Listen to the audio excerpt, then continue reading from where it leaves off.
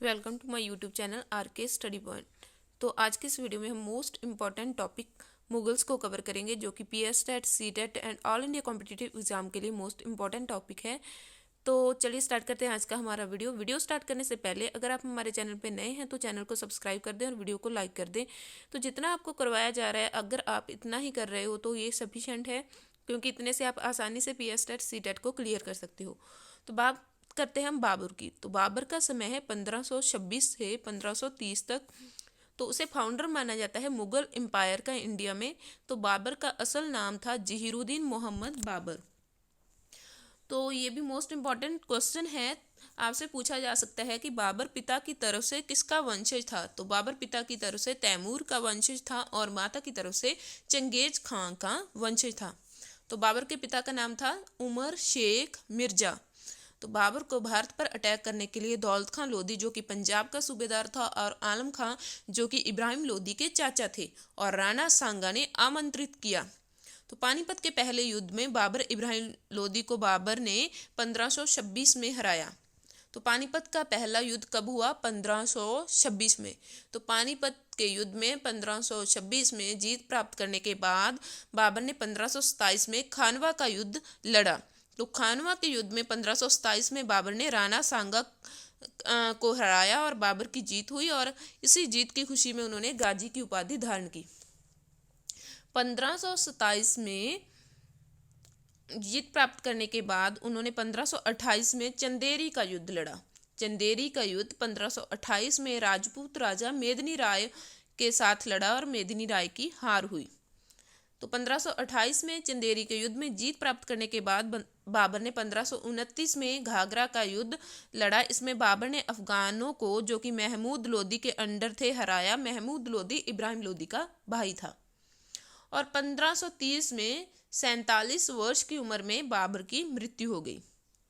तो मकबरा भी बहुत ही इंपॉर्टेंट क्वेश्चन है। मकबरे से आपको एक ना एक क्वेश्चन जरूर पूछा जाएगा। तो बाबर का मकबरा कहाँ पर है? तो पहले बाबर का मकबरा आराम बाग आगरा में बनाया गया था। बाद में उनके शरीर को आराम बाग आगरा से आराम बाग काबुल ले जाया गया। बात करते हैं हम हुमायूं की। तो हुमायूं का टाइम पीरियड है 1530 से 1540। तो बाबर का बड़ा बेटा था। तो उसके 3 भाई थे, कामरान, अस्करी और हिंदाल। तो उसने अपना सारा राज्य अपने भाइयों में बराबर बांट दिया था। तो 1539 में चौसा का युद्ध हुआ शेर खान, जिसे कि शेर शाह के नाम से भी जाना जाता है, और हुमायूं के बीच, और इसमें हुमायूं की हार हुई और शेर खान की जीत हुई। बिलग्राम का युद्ध, तो इसे कनौज के युद्ध के नाम से भी जाना जाता है। तो 1540 में शेर खान और हुमायूं के बीच में लड़ा गया। इसमें हुमायूं की हार हुई। सूर राज्य, तो 1540 से 1555 तक सूर राज्य की स्थापना हुई। संस्थापक शेर शाह थे, असल नाम फरीद था। पहले शेर शाह का नाम फरीद था, किंतु उनकी बहादुरी की वजह से शेर शाह का नाम मिला, क्योंकि उन्होंने एक शेर को मार डाला था, इसलिए उन्हें शेर शाह का नाम मिला। तो शेर शाह के पिता का नाम था हसन खां और वो सासाराम के जंगीरदार थे।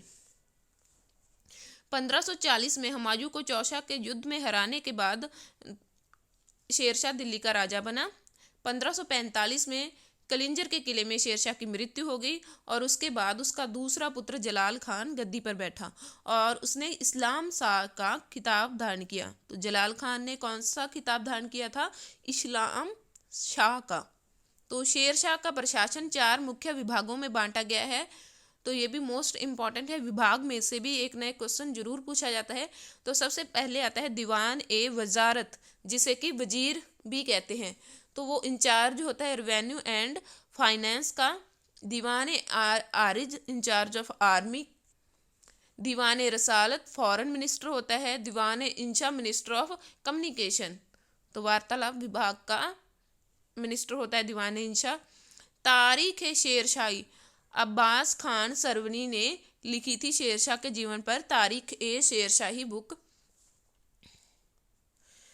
तो बात करते हैं 1555 से 1556 हुमायूं का दूसरे काल की, क्योंकि 1540 में उन्होंने शेरशाह के हाथों उनकी हार हुई थी, तो वो भारत को छोड़कर भाग गए थे। तो बाद में शेरशाह की मृत्यु के बाद उन्होंने 1555 में हुमायूं ने दोबारा गद्दी हासिल करने में कामयाबी प्राप्त की। और 1540 में जब वह इंडिया छोड़कर जा रहे थे तो रास्ते में उन्होंने सिंध जाते समय हमीदा बानो बेगम से निकाह किया। तो अकबर का जन्म कब हुआ था? अकबर का जन्म 1542 में अमरकोट में हुआ था और हुमायूं की मृत्यु हुई थी 1556 में लाइब्रेरी की सीढ़ियों से गिरकर। उम्मीद है आपको आज का हमारा ये वीडियो बहुत पसंद आया होगा। इस वीडियो का दूसरा पार्ट पाने के लिए जुड़े रहे हमारे channel R K study point के साथ। Thank you.